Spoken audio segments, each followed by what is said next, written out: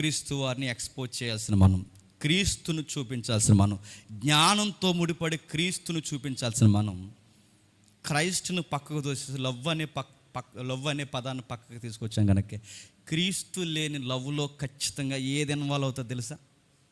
పాపం ఇన్వాల్వ్ అవుతుంది. గుర్తుపెట్టుకో.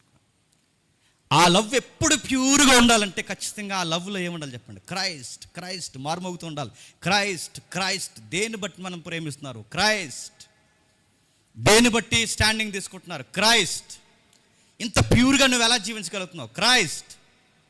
అరే నీలాగే మేము జీవిస్తున్నావు, నువ్వు మాలాగే జీవిస్తున్నావు, కానీ నీ బతుక్కి మా బతుక్కి చాలా తేడా ఉంది. ఏంట్రా తేడా అంటే నా ఆన్సర్ చెప్పాలి, క్రైస్ట్. నా లైఫ్లో క్రైస్ట్ ఉన్నాడు. మరి ఇదే జోన్లో ఇదే సెక్టార్లో మేము ఉంటే ఖచ్చితంగా మేము సిన్ చేస్తారో నువ్వు చేయలేకపోతున్నావు అంటే కారణం ఏంటంటే క్రైస్ట్. నా లైఫ్లో క్రైస్ట్ ఉన్నాడు. ఎక్కడున్నా క్రీస్తు కొరకు జీవించడం అంటే పౌలు అంటున్నాడు, ఇదిగో క్రీస్తు కొరకు జీవించడం అంటే మరొక ఆన్సర్ ఉంది, నేను దేవునికి మహిమ తేవడానికి జీవిస్తున్నాను అంట.